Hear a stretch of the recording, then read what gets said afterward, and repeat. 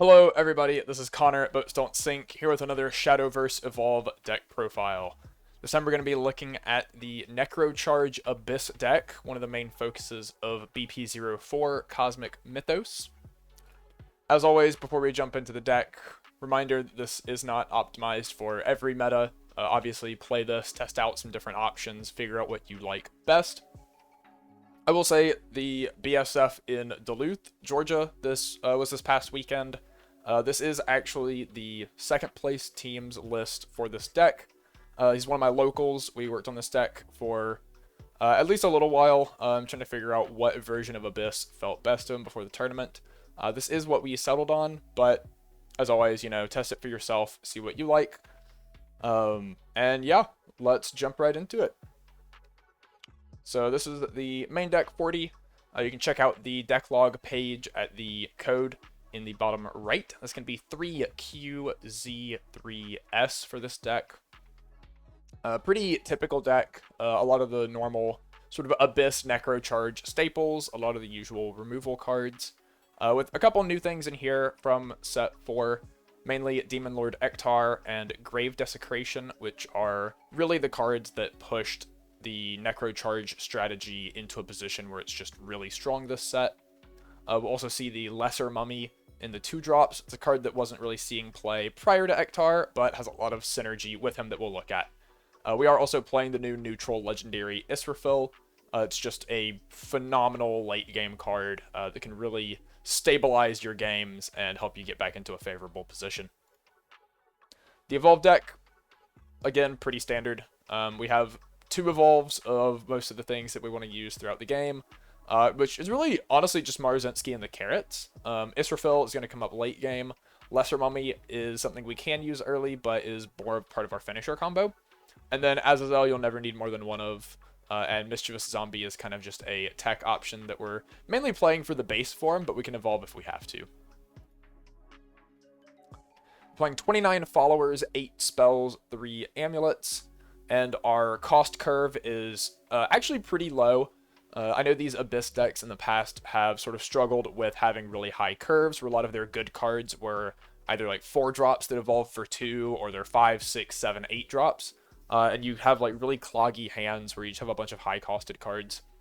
In this list, we've actually managed to get it down to 30 of our cards cost 3 or less. The remaining 10 cost 6 or more. But one of those, the Azazel's at 7 cost, can be played for 4 once we're at Necrocharge 10. So really we only have about 8 cards that are really like in the higher end of the cost spectrum. And the rest are cards that we can curve out pretty easily early game. So really smooth there. Jumping into what we have in particular. First up in 1-drops, we have no followers at 1, but we do have Soul Conversion. Is a spell. Quick timing, select a follower on your field, destroy it, and draw 2 cards. This has been one of Abyss's best forms of card advantage, really since the beginning. It has a lot of good synergies with a lot of their cards. It's been played in the aggro decks just to sort of keep hand. In this deck, we're playing it mainly because it works so well with our Ghost tokens and Demonium Punk Devil. It's also a decent way to fill 2 Necrocharge. Whatever follower you destroy and the Soul Conversion itself are going to Cemetery. Obviously, if you destroy a Ghost, you're not getting that second Necrocharge, but at that point, it's essentially free card advantage, since the Ghost was going to die anyway. You can also use it with Demonium in order to trigger his Last Words effect to give your leader 2 defense. Obviously, usually you're rather going to ward him, let him die through ward, and gain the defense that way. But if you need it proactively to not die to burn effects or followers that can ignore ward, this is still a really good option to sort of keep you alive. It does also work really well with Bellringer Angel, which we're not playing in this list, but does pop up somewhat frequently in Abyss decks. So that's another option that you could keep in mind if you're really wanting to capitalize on Soul Conversion even more heavily. Our other 1-drop is the new Amulet Grave Desecration. This is probably the most important sort of just engine card for Necrocharge that we've gotten so far. Mainly because we didn't really have any sources of mill at 1 cost before. So the 1-cost Amulet Fanfare, put the top 2 cards of your deck into your Cemetery. That's great for just speeding up our Necrocharge. getting us to 10 as quick as possible. You can play these for 1, or you can just use them on any later turn to sort of round out your curve. Say turn 3, you play a 2-drop, you can play this amulet alongside it, anything like that. And then it has an activated ability to pay 2, engage, and sack it to select a departed follower in your cemetery and add it to your hand. So we have 5 different departed followers in this deck. Lesser Mummy, Mischievous Zombie, Spartoy Sergeant, Bone Chimera, and Demonlord Eachtar.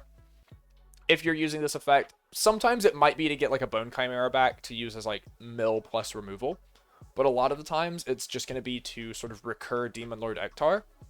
A lot of the times our win condition is going to be playing Eachtar, 2, 3, maybe even 4 times back to back to back, and Grave Desecration is going to be one of the ways that we can enable doing that. So he's definitely the biggest departed follower that we're going to look to get back. But any of the others do have, there are times where you might want to choose them instead, especially if you're cracking Grave Desecration still in the early game.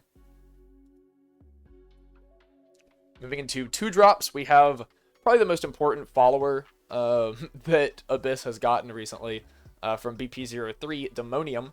This was kind of the card that shored up a lot of Abyss's weaknesses in the early game. It is a slower early game deck. You're not being aggressive with the Necrocharge decks, but you also don't have a lot of good ways to protect yourself.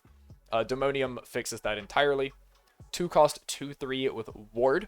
Already really good stat line for having Ward. That's the same as like Veteran Lancer from Sword. Activated ability, you can give your leader -2 defense to give Demonium Bane. This is really good as a ward because it means that if you, play it, -2 defense, give it Bane, ward it, it's a 2/3. Normally, you play a 2/3 ward, your opponent's going to play a 3-drop, evolve it into a 4/4, kill your guy, still have a 4/2 that you have to deal with. But because of Bane, if they try to do that, they're going to lose whatever they invest to swing at your Demonium. And then last words, your leader gets +2 defense. So even if you pay the cost to get Bane, once the Demonium dies, you get that life back. If you don't pay it to give him Bane, say you just don't think it's necessary to sort of have the Bane, you can go leader defense positive off of this, effectively just heal 2 when he dies after he protects you by being a ward. So, gaining you defense and being a ward is going to save you a lot of damage across the course of a game. This is also one of the best cards to bring back off of Eachtar.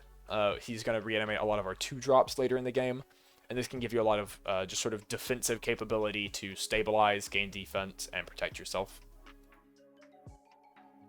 We're playing 1 copy of Hell's Unleasher. This is kind of just acting as like a 4th copy of a lot of our cards. So 2-drop 2/2, activated ability, engage, put this in cemetery. Select a follower that costs at least 3 play points in your cemetery and add it to your hand. So we can't add any of our 2-drops, but we can add Bone Chimera, Fine Motion, Maruzensky, Azazel, Demonlord Eachtar, or Israfil. Any of those are legal targets to grab with this. And again, it's kind of just going to be similar to Grave Desecration, where later in the game you can use this to recur one of your bigger followers to just keep playing them on back-to-back turns and make your opponent have to answer the same big threat multiple times. Eventually, they're going to run out of ways to answer it, is kind of the thought. So if you, turn 6, you Death's Breath, get out an Eachtar. Turn 7, you can hard play an Eachtar. Turn 8, you can, say, Hell's Unleasher, Azazel Evolve, or just play an Israfil. Turn 9, you can Hell's Unleasher, Eachtar. And just sort of keep that going. There's also a world where, you Death's Breath and Eachtar on 6, play an Eachtar on 7, bring Hell's Unleasher out, sack it, add the first Eachtar. Or add the first Eachtar back to your hand. So that you can play it again on 8 and just sort of keep looping it that way. If you have 2 Echtars, they can always bring back a Hell's Unleasher to get the next Eachtar again. While you either get a Demonium or something with like Storm, Lesser Mummy to chip away at your opponent. And sort of, as long as you're not, maybe dead to lethal damage, you can keep threatening your opponent and force them to answer your board. So, really cool card for just kind of like looping anything that we have. He's also a 2-drop that we can just play on curve that you might chip in for 2 with if you draw him early, since you have ways to get him back anyway. 3 Lesser Mummy. This card is pretty important in terms of like our finisher turns and how we're going to kill the opponent a lot of the time. But it can also be decent early. So it's a 2-drop. We can play this turn 2 if we want to just start poking for damage and we don't draw, say, Spartoi Sergeant or Mischievous Zombie. But Fanfare, Necrocharge 10, so if we play this a little later in the game, this gains Storm, which 2 cost for a 2/2 Storm, fairly reasonable, helps you poke in damage. However, he also evolves for 1 into a 3/3 Strike Summon a Ghost token. So in the early game, this is only really going to help you if your opponent has a follower for you to swing at, which could often be like a Bellringer Angel or something like that, to get you that extra 1/1 to poke your opponent even more. But in the late game, if you're summoning this with Necrocharge 10, you can evolve it into a 3/3 and immediately attack your opponent for 3, get a 1/1, hit them for 4. So now we have essentially a 3-cost 4/4 Storm, or at least 4 Storm damage, which is better than a Novice Trooper, better than a Juliet. Makes this really worth considering. Eachtar's big thing is, again, bringing back our cost 2 or lower Abyss followers from Cemetery, which means in the late game we can bring out multiple Lesser Mummies at the same time, buff them with Eachtar's effect, and hit for as much as like 10 Storm damage all at once, which is really crazy. Our next 2-drop is Mischievous Zombie. It's another 2-drop 2/2. Fanfare, we can discard a card to summon a ghost token. So again, it's the 1/1 Storm. If you discarded a departed card, draw a card. We actually do have a lot of departed cards in this deck. We already looked at the departed followers when we talked about Grave Desecration, but this also triggers off of discarding Soul Conversion, Grave Desecration, or Death's Breath. I really like this effect because it does help you sort of establish board and get storm damage in while still fueling your Necrocharge. It's really good if, like, in the early turns you draw, say, Demonlord Eachtar, and you don't want that clogging your hand. You can pitch it, get a ghost, draw a card to replace it, so you're still neutral on hand, and poke your opponent, and you're starting to set up, A, your Necrocharge, but B, also your Death's Breath targets for later in the game. And if you draw Mischievous Zombie later in the game, you can start pitching cards like Spartoi Sergeant or extra copies of himself that you might not really need to mill anymore, so you don't need that Spartoi Sergeant Fanfare. You can just pitch it, see if you can draw a better card like another Death's Breath or another finisher, and go from there. Mischievous Zombie does also evolve for 2 into a 3/3. On evolve, select a ghost on your field and give it Bane. This doesn't seem super important, but as a one-of, it can actually help in a lot of matchups where your opponent plays really big followers that are hard to deal with without like trading a lot of resources into them. A lot of our removal is damage-based, not destroy, so it might take, 2 or 3 cards to answer things like, Bahamut, Israfil. So giving a ghost Bane lets it trade into, say, 7/7 Ancient Elves, it lets it trade into 10/10 Israfils, and just immediately clear them for very little effort on our part, which again is another thing that makes drawing Mischievous Zombie later in the game not feel as bad, because it's say 4 play point removal that's also going to hand filter you and leave a 3/3 behind. Speaking of Israfil, that is actually another card you can discard to the 2-drop front side of Mischievous Zombie. Even though it's not going to be a departed that draws you a card back, this is one way that we can set up Israfils for turn 6 Death's Breath if we draw them in the early game. Next we have Spartoi Sergeant. This is from set 1. Kind of just been a staple in the Necrocharge Abyss decks since the beginning. It's Fanfare, put the top 2 cards of your deck into your cemetery. That is one of the cheapest, fastest ways to set up our Necrocharge. Just play this as a 2-drop 2/3. There is Seeking the Pearl from Uma Musume as another option. She's a 3/2 with Last Words you put 2 into cemetery. I personally prefer Spartoi Sergeant in this deck, partially because he's departed. You can't actually discard Seeking the Pearl to Mischievous Zombie, or add it back off Grave Desecration. But the 3 defense I think is really relevant right now. It's hard to answer, a 3 defense on 2 without spending more premium kinds of removal like Surefire Bullets and things like that you would rather save for 4/4s and not spend on 2/3s. So he's likely to stick around, be able to either poke face for 2 or remove whatever cheap follower the opponent's played. We have 2 copies of Surefire Bullet as our removal spells of choice.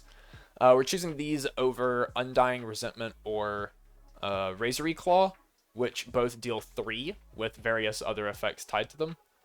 This is quick timing, 3 damage to an enemy follower. If it's evolved, deal 4. The 4 is really relevant right now. There's a lot of just still good evolved 4/4s seeing play. Things like Dragon Warrior, Alice. You look at Floral Fencer in Sword. You look at, Maruzensky even in Abyss that we'll look at in a second. There's just lots of good 3/3s that evolve into 4/4s, and I don't think that's really going to change anytime soon. So we'll continue seeing these. Rose Gardener in Forest, so just really good at removing a lot of the bigger threats in the format currently. Moving into our 3 drops, we have Bone Chimera. So this is from set 2. This is another way that we can fuel our Necrocharge really fast. It's a 3-cost 1/1, which seems really small, but fanfare, put the top 3 cards of your deck into your cemetery. So that's going to give us a, if 10 is our goal for a lot of our effects, this gets us a third of the way there on its own. Once the 1/1 dies, which is pretty easy, that counts as a 4th card in our cemetery. So it's almost half of our sort of Necrocharge requirement just by drawing 1 copy of it.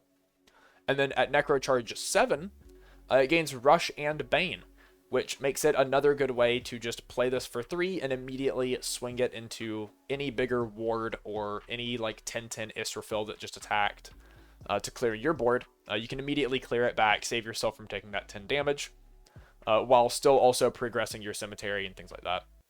So a really good card overall.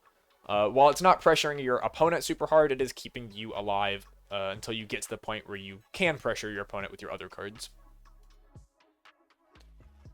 We have 3 copies of Fine Motion.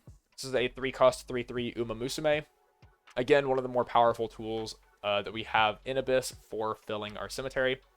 It is just a race ability, similar to all the Uma Musume followers. You'll spend a carrot on it, which is going to give it +1/+1, give your leader +2 defense, and put the top 2 cards of your deck into your cemetery. This makes it a 4/4 that can attack the turn you play it, if you race it, which is great for trading into followers or just having a reasonably big body that's, again, hard for a lot of things to remove. Even once you get into the point of being willing to spend heavier removal on a 4-drop, Dragon Warrior only deals 3, Blazing Breath isn't going to be able to deal 4 yet, Surefire Bullet is only going to deal 3 to this because it's not evolved, etc. It takes a bit of effort to get rid of. So really great card overall. Giving your leader extra defense is going to help you, again, sort of survive those early turns where you are playing a bit slower. And it's putting 2 cards into Cemetery to get us to that wonderful Necrocharge 10 threshold. Once we do get to Necrocharge 10, Maruzensky is going to be, for sure, one of the more powerful cards in our deck. 3-cost 3/3.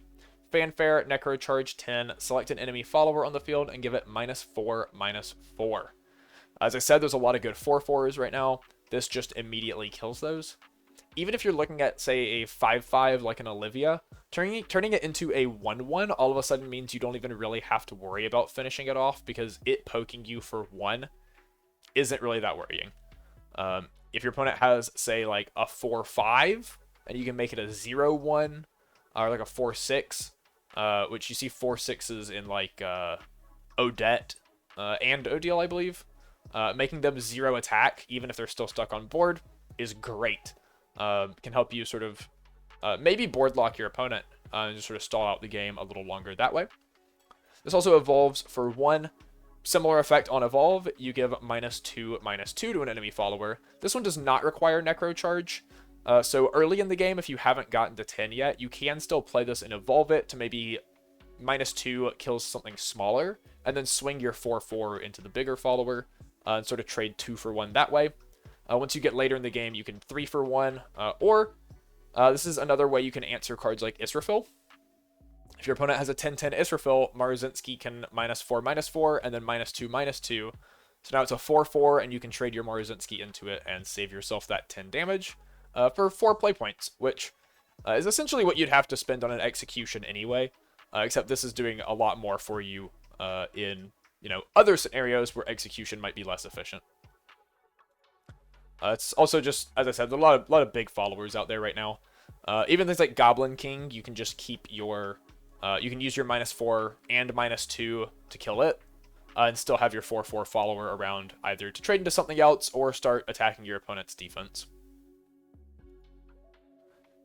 Next, we get into the higher cost cards. No 4-drops or 5-drops, so we're skipping straight into our only 6 cost, which is the spell Death's Breath. This is kind of one of the ways that we're really going to win the game, is by playing Death's Breath to loop our high cost followers over and over again. So Death's Breath says select a follower that costs 8 play points or less in your cemetery, put it onto your field, and give it ward. So the big things that we're looking at here, ideally, are followers that cost more than 6. So we're kind of cheating play points here and getting them out early. That's going to be Azazel, Demonlord Eachtar, and Israfel. These are our ideal targets. It's 7 cards total, so ideally, if we've gotten to Necrocharge 10, we've milled at least one of these just into our cemetery naturally.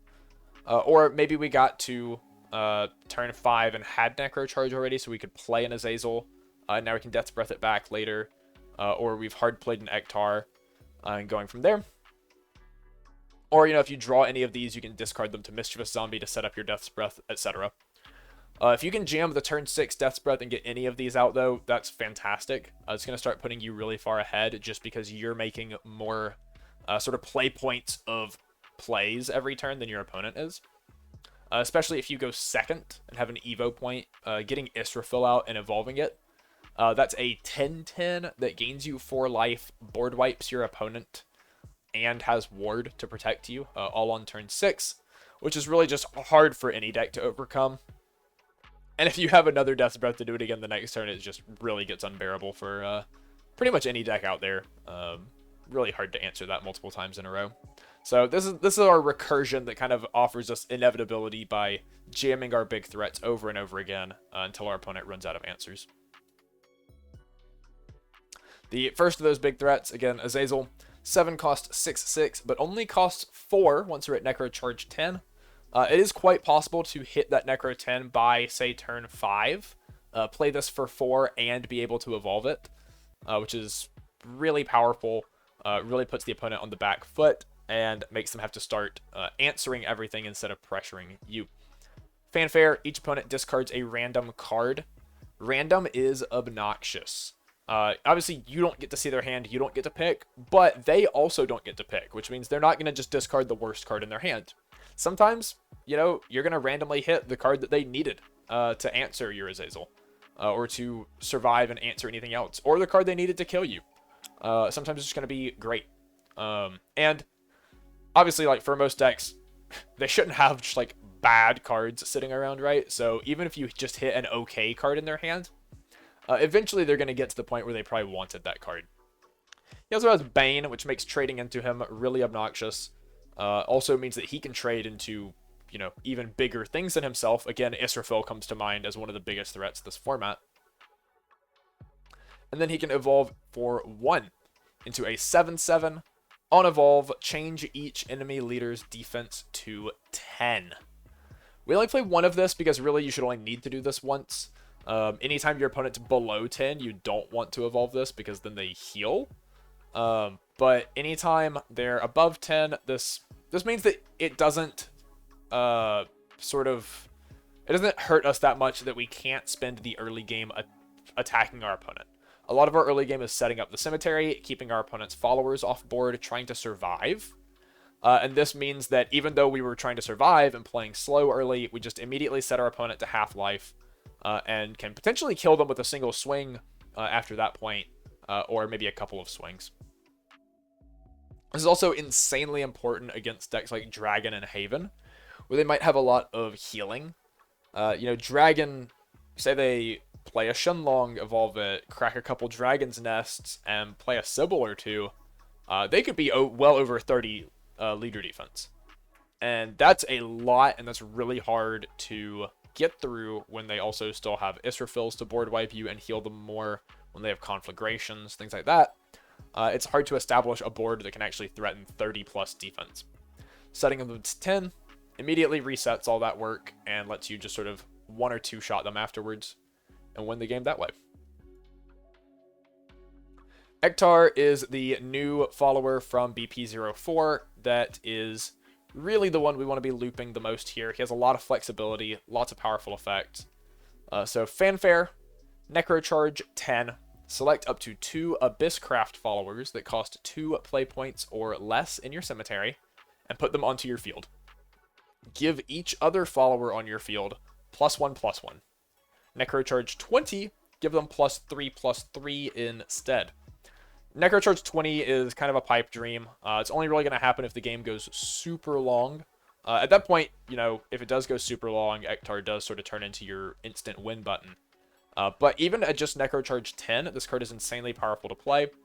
The main 2 things that we're looking to get off of this are Demonium or Lesser Mummy. If you want to play defensively, you get Demonium. That is 2 3/4 wards that gain you 2 defense each when they die.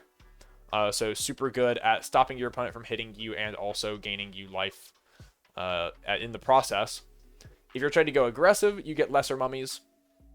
Because you already had to be Necrocharge 10 anyway, as long as you're at 12, so you still have 10 after bringing the Lesser Mummies out, they'll gain Storm, which means there'll be 3 3s with Storm. That's instantly 6 damage straight at your opponent's face, and you still have a 5/6 in addition to your 3 3s.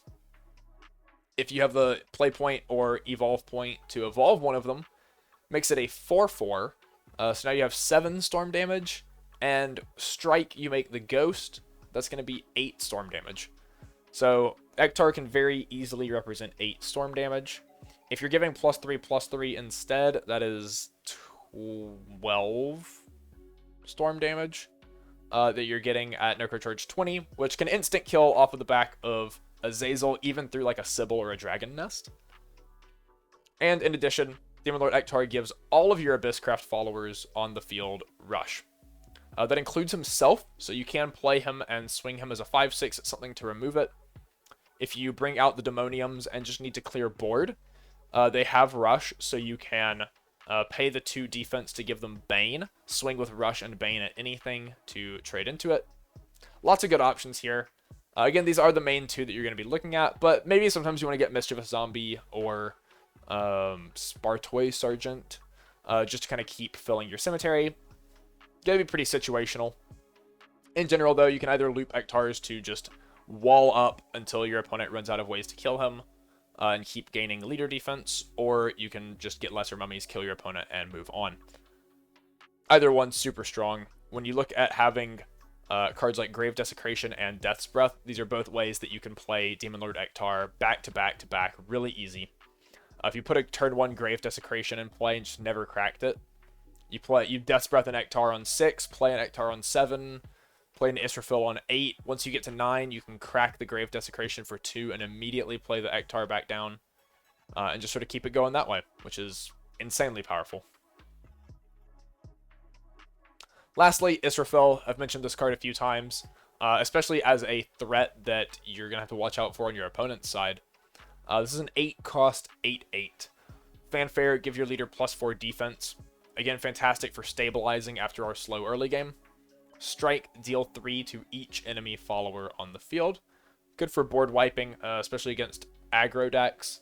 If you can get this out turn 6, it can really help save you against decks like Hero, which obviously Death's Breath is the way we want to get this out turn 6. If you can discard it to Mischievous Zombie or just randomly mill it off of your various mill effects. Turn 6, Death's Breath, get Israfil, heal, you have an 8/8 ward.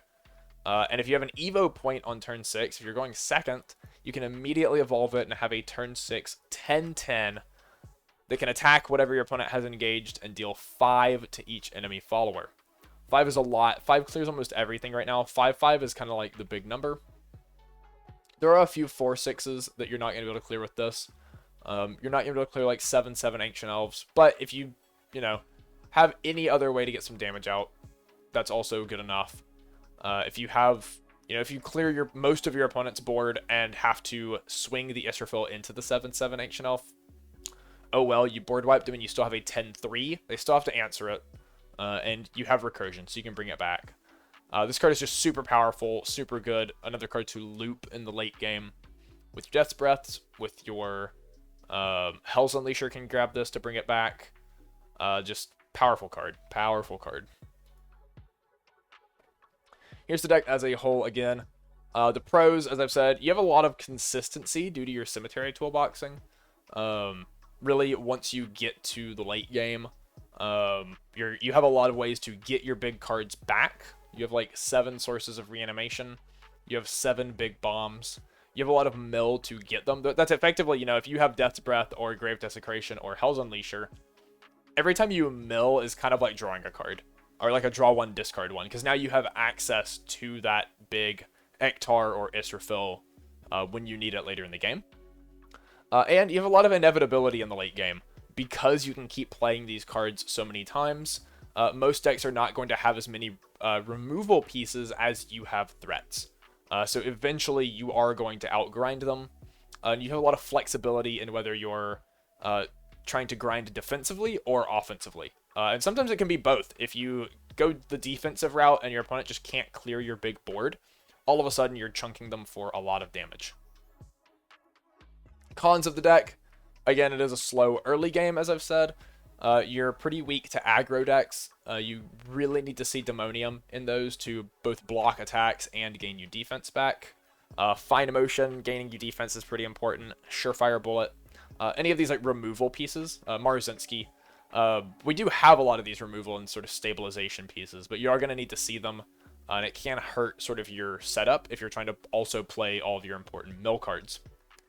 Israfil is kind of the ultimate stabilization tool at the end of the game, but you do have to make it there. And the other con is that you do need the correct cards in your cemetery versus your hand at the correct time. One of the kind of issues you can see is if you play your Spartoi Sergeants and Bone Chimeras and you just end up milling your Death's Breath, you don't actually have a way to get Death's Breath back. So that really hurts. Kind of just immediately eats a lot of your potential recursion. If you do that while you're just drawing your Echtars and Israfils, it feels pretty bad because you're playing your cards in the wrong order. You're not getting to skip a turn or 2 of play points by cheating them out. It can really put you on the back foot that way if you just draw your cards in the wrong order. But here's the whole deck, the main deck list.